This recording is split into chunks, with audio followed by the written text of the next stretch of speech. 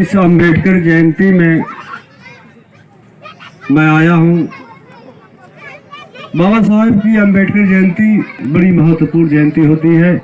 खासकर भारत के संविधान निर्माता बाबा साहब भीमराव अंबेडकर को मैं नमन करता हूं। और एक उन्होंने जो संदेश दिया है दलित बिरादरी को, खासकर एक संदेश दिया कि जागो रे जागो मेरे दलित दोस्तों, मेरे भाइयों, मेरे नौजवानों।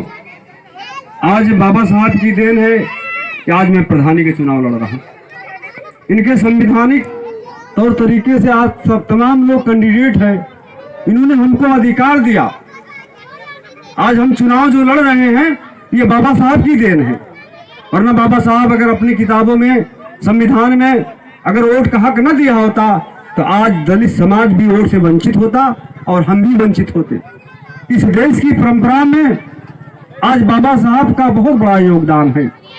बाबा साहब को मैं नमन करता हूं। बाबा साहब जब एक बार चुनाव लड़े तो उनको फासिस्ट ताकतों में हरवाने का काम किया। मगर मैं बाबा साहब के बारे में कुछ बताना चाहता हूं कि जब ये चुनाव हारे तो कलकत्ता के मुसलमानों ने इनको ले जाकर के कलकत्ता से चुनाव जिताने का काम किया। तब जाकर के वो संविधान में पहुंचे, एमपी बनकर पहुंचे।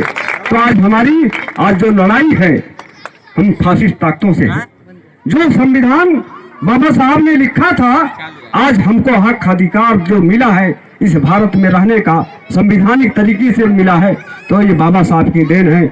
मैं खराज अकीदत पेश करता हूँ बाबा साहब भीमराव अंबेडकर का, बड़ी इज्जत और आदर करता हूँ, क्योंकि ये अधिकार बाबा साहब ने दिया। आज जो बीडीसी लड़ रहे हैं, प्रधानी लड़ रहे हैं, प्रमुखी लड़ रहे हैं, विधायकी लड़ रहे हैं, संसदी लड़ रहे हैं, ये बाबा साहब की देन है। इन्होंने बड़ा कुर्बानी दी है, तमाम लोगों को, हर जात बिरादरी के लिए कुर्बानी दी है। मैं एक लफ्ज से मैं इनको नमन करता हूं। और मेरे दोस्तों, ये चुनाव प्रधानी का है। मैं अब अपनी बात करता हूं कि आज मैं आपका प्रत्याशी हूं। 5 मुस्लिम हैं, 7 दलित हैं, 2 यादव हैं, 1 विश्वकर्मा है। आप लोग समझिए, अगर मैं उस लायक का हूं तो मुझको वोट करिएगा।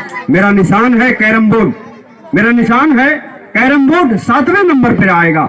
अगर मैं आपके बीच में कुछ किया हूं, आपका इज्जत दिया हूं, तो आप मुझको वोट देकर भारी मतों से जिताने का काम करेंगे तो आपकी मैं सेवा 5 साल करूंगा।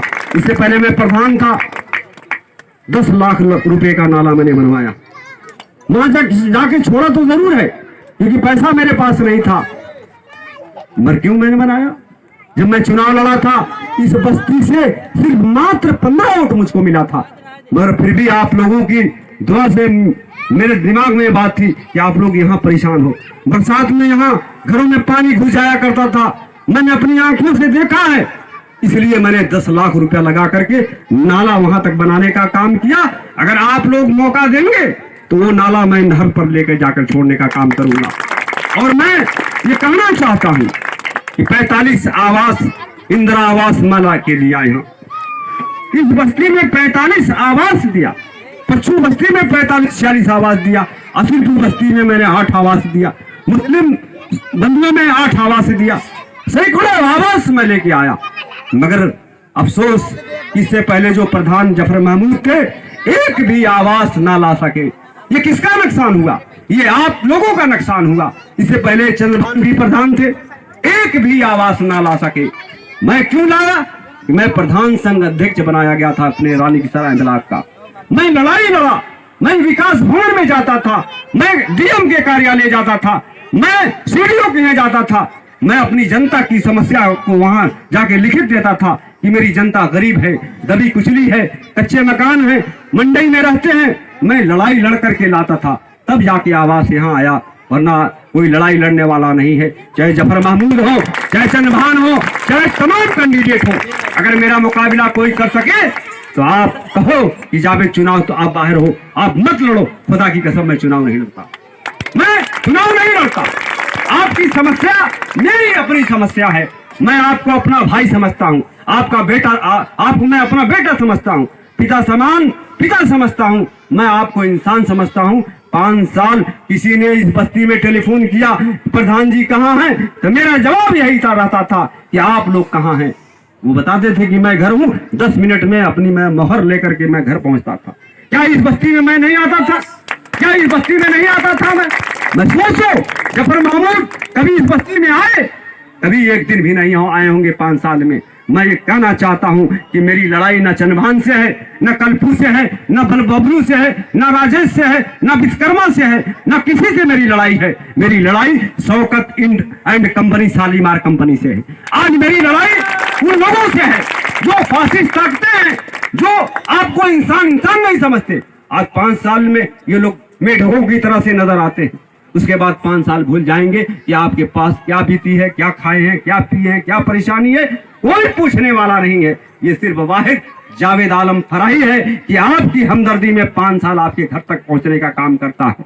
मैं कहना चाहता हूं मेरे दोस्तों कि आज मेरी लड़ाई उन लोगों से है जो हिंदू कब्रिस्तान को कब्जा कर रखा था, 50 साल से मछली मारते थे। मैंने अपनी प्रधानी में उसको खाली करवाने का काम किया है। एक हिंदू कब्रिस्तान की लड़ाई एक मुसलमान से लड़ करके मैंने खाली करवाने का काम किया था। इसलिए पिछले चुनाव में लोगों ने, मुसलमानों ने, जो दबंग हैं, जो भूमाफिया हैं, फरिया के लोग, जो बड़े लोग हैं, वो कहने लगे कि ये जावेद आलम तो हिंदुओं का प्रधान है। मैं तो गौरव करता हूं कि मैं हूं हिंदुओं का प्रधान, मैं रहूंगा हिंदुओं का प्रधान। मैं गौरव अपने आप को करता हूं। इसलिए मैं आखिरी बात कहकर अपनी बात खत्म करना चाहता हूं। 19 तारीख को मेरा कैरम बोर्ड निशान है, 7वें नंबर पे है। अगर आप लोग चाहते हो मैं आपकी लड़ाई लड़ूं, आपकी समस्याओं की लड़ाई लड़ूं, तो इंशाअल्लाह ताला जावेद 24 घंटा आपके लिए सदा तैयार रहेगा। मैं आखिरी बात कहकर अपनी बात खत्म करना चाहता हूं। मैं आखिरी बात करके कहना चाहता हूँ कि रखो कुर्बानी का जज्बा, तुम्हारे काम आएगा। वफा का जिक्र जब होगा तुम्हारा नाम आएगा। लगाकर जान की बाजी आपकी लड़ाई लड़ूंगा, भले ही मेरे सर पे जुर्म का इल्जाम आएगा। मैं कहना चाहता हूँ इन फासिस्ट ताकतों को अगर आपको शिकस्त देना है तो जावेद आलम को आपको वोट दे करके कैरम बोर्ड पर मोहर लगाकर इतनी भारी मतों से जिताइए कि इस ब्लॉक पे नाम हो कि जावेद आलम 500-600 वोट पर लीड कर दिया है। आप लोगों की ताकत अगर होगी। आखिरी से कहकर अपनी बात खत्म करना चाहता हूं कि जमाना जब कभी बारूद की बौछार बनता है, जमाना जब कभी बारूद की बौछार बनता है, हमारा हौसला फौलाद की दीवार बनता है। तुम्हारा जुल्म काफी है हमें बेदार करने को, जो लोहा सर्व चाहता है वही तलवार बनता है।